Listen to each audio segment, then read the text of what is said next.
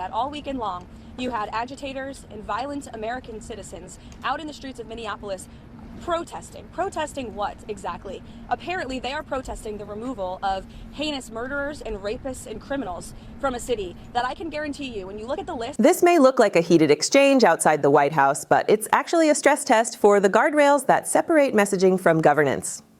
What's really being tested here is whether institutions, law enforcement, monetary authority, and national security can remain accountable to rules instead of political momentum. This raises broader questions about how power frames order, who gets labeled legitimate, and how fast public debate can be pushed into moral absolutes. In this video, we'll break down what this moment appears to be versus what it represents, why the stakes go beyond the personalities involved, and what it reveals about the state of American accountability.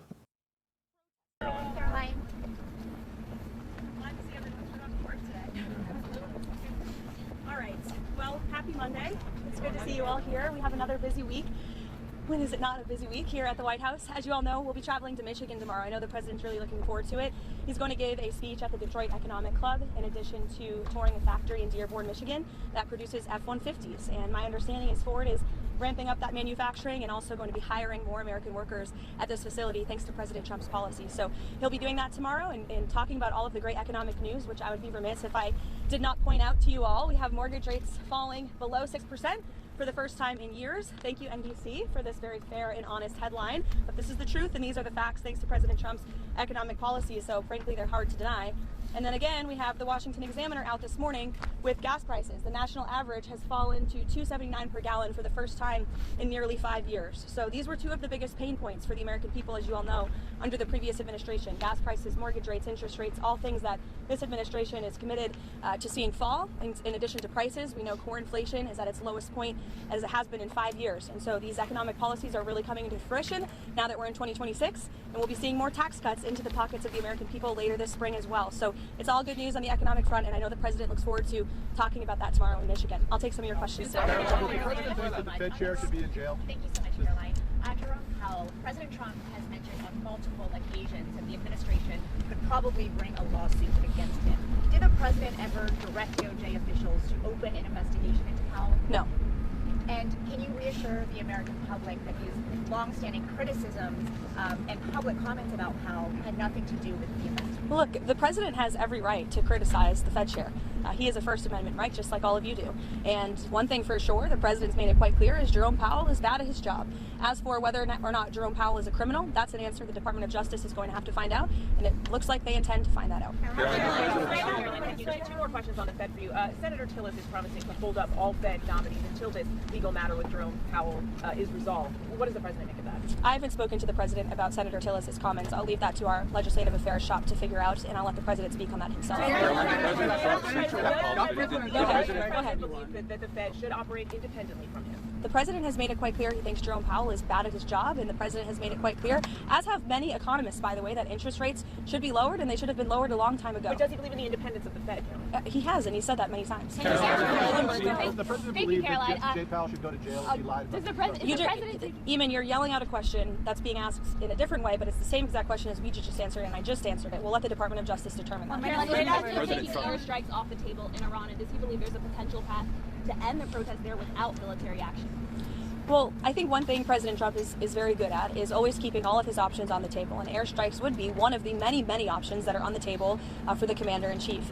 Diplomacy is always the first option for the president. He's told all of you last night that what you're hearing publicly from the Iranian regime is quite differently from the messages the administration is receiving privately, and I think the president has an interest in exploring those messages. However, with that said, the president has shown he's unafraid to use military options if and when he deems necessary, and nobody knows that better than Iran. Go ahead. Steve Witkoff talking to the Iranians at the moment. I understand that Steve Witkoff will continue to be a very important player in diplomacy with respect to Iran. I think the last week has shown that the president made the right, realistic assessment of what needed to take place in Venezuela at this moment in time. And the interim authorities and Delcy Rodriguez and her team have been very cooperative with the United States and the president and his team, as evidenced by the massive energy deal that the president was able to cut with the interim authorities, their commitment to release Venezuelan political prisoners, which we also saw last week. So we've seen a great level of cooperation, and the president expects that to continue. Go ahead. Sorry. And how soon does he want to see elections in Venezuela? I think right now it's still too soon to say, and I don't want to set a deadline for the president. Was the meeting this morning with Marco Rubio about Venezuela? What can we see this week on Venezuela? More meetings? The president meets with the Secretary of State and National Security Advisor daily, sometimes multiple times a day, and so it was on a range of topics, as it always is. Does President Trump expect on Venezuela? What practical steps would the White House like to see the interim authorities take to stop Iran and Hezbollah from operating in the country? Have those authorities done anything on that yet? I think right now the main correspondence with the interim authorities is really focused on obviously ensuring stability and prosperity and continued cooperation with respect to energy. As you all know, there was a very powerful and big group of oil executives who were here at the White House on Friday, and so continuing to iron out some of these energy deals. We also have made it very clear, the president's made it very clear that we don't want to see any more jug boats sailing from Venezuela towards the United States of America, which we have not, frankly, in the last week. The president's also made it very clear that only oil tankers that are approved by the United States of America will be flowing from Venezuela, and we will continue to seize ships that are stateless or that are not approved for commerce by the United States. Back to Iran, is the objective in these discussions with Iran still complete denuclearization, or what else is the president looking for as he, engages in these discussions? Well, he's made it quite clear he certainly doesn't want to see people being killed in the streets of Tehran, and unfortunately that's something we're seeing right now. Kelly. Has White House spoken with Iranian officials? I'll get to you, don't worry. Has White House spoken with Iranian officials today, and has President Trump spoken with Elon Musk about the internet situation there as well? I understand he has spoken to Elon about that. Yes, he talked to all of you about that on the plane last night. What was your first question, Kelly? Has Witkoff spoken with Iranian officials today? Could you give any updates on those conversations? I haven't spoken with Mr. Witkoff today about that, but we can certainly get you an answer. President Trump is meeting with Archbishop It's of great interest to you, I'm sure. Absolutely, and they may be speaking as we're speaking. Can you give us a preview of what they'll be talking about, or will there be a readout as well after they're done of what they discuss? I can see if the president will provide you a readout. How's that? Sounds good. And also, President Trump, has he seen the video put out by Jerome Powell on Sunday? And if so, what's his reaction? That video was put out after I was with the president when Air Force One landed last night, I believe. So I was no longer with him when that video came out. I don't know if he's seen it. Does the president have a deadline or a timeline? No, he has not set a timeline, but it's definitely a priority for him. She's asking about Greenland, and I think the president was very clear last night. He said that he wants to see the United States acquire Greenland because he feels that if we do not, then it will eventually be acquired or even perhaps hostily taken over by either China or Russia, which is not a good thing for the United States or for Europe or for Greenland as well. Let's not forget, it would not just be in the best interest of the United States, but perhaps it would be in the best interest of Greenland as well to be part of the United States and protected by the United States. I can't even finish my answer. Everybody's screaming. Go ahead, Monica. What did the president mean last night when he said that Iran had called to negotiate and that there may be a meeting that is set up? I mean, what else do you want me to explain by that? Who called and who would be a part of that? There was an official from the Iranian government, I believe it was reported earlier, that reached out to a member of the president's very close team, Special Envoy Witkoff, expressing a far different tone than what you're seeing publicly. About the meeting on Thursday, Secretary Kristi Noem has been front and center in response to this ICE video. Is the president satisfied with her efforts there and all of her media interviews? Yes, 100%. President Trump and I actually spoke about this last night and how Secretary Noem is doing a phenomenal job, not just securing the border, which she and the president did together in record time, but also in defense of the brave men and women of ICE who put on a law enforcement uniform every single day to protect our communities and to protect all of you and every American, regardless if they are Democrat or Republican. ICE is doing a very important job to remove illegal alien criminals from our communities. And I think it's very striking that all weekend long you had agitators and violent American citizens out in the streets of Minneapolis protesting what exactly? Apparently they are protesting the removal of heinous murderers and rapists and criminals from a city that I can guarantee you, when you look at the list of the illegal criminals that ICE is removing from our communities every day, not a single person in those protests and not a single person standing here that works in the mainstream media in Washington, D.C. would want those individuals in your neighborhood, in your community, around your children and around your families. ICE is doing an incredibly important job that's not just important to our homeland security, but our national security. And this administration will continue to stand wholeheartedly by the brave men and women of ICE, including that officer in Minneapolis who was absolutely justified in using self-defense against a lunatic who was part of a group, an organized group, to interject and to impede on law enforcement operations. And it's disgusting what we have seen from the left. And I think that it just shows you where the modern day Democrat Party stands today in protecting illegal alien pedophiles and rapists and murderers over law-abiding American citizens and our brave men and women who serve in law enforcement.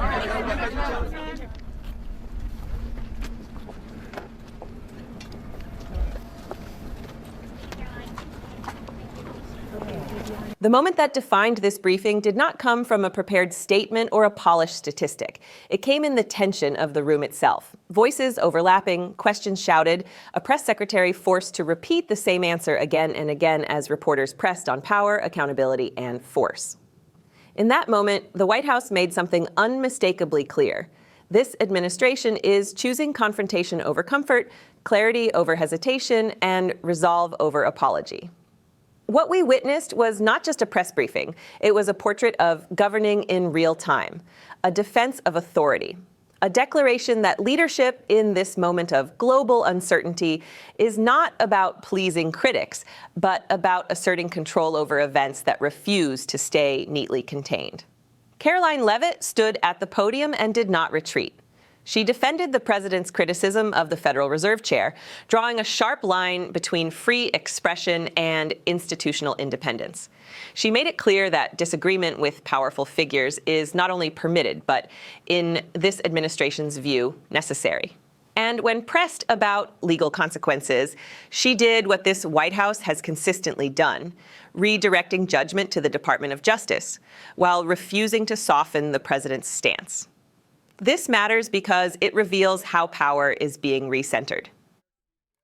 For decades, Americans were told that certain institutions were untouchable, insulated from political pressure beyond public challenge.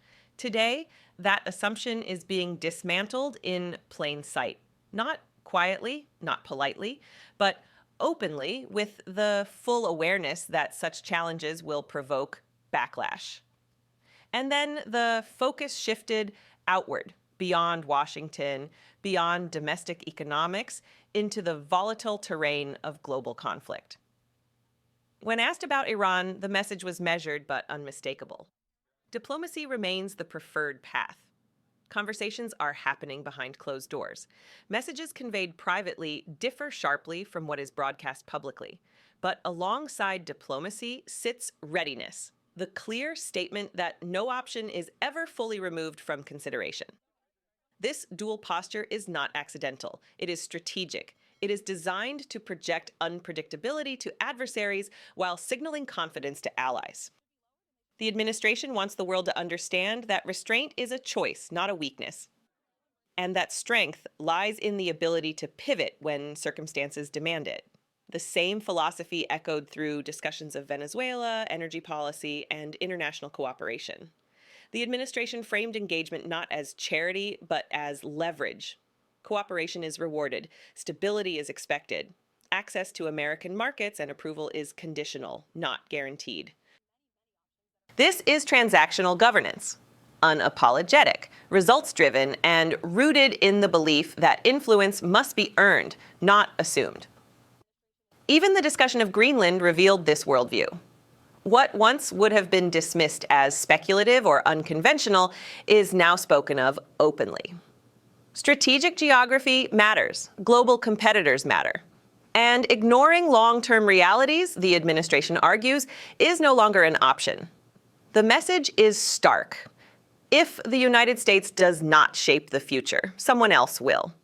But perhaps the most emotionally charged moment came near the end, when the conversation turned to immigration enforcement and public reaction. The administration did not equivocate. It rejected the framing of enforcement as cruelty.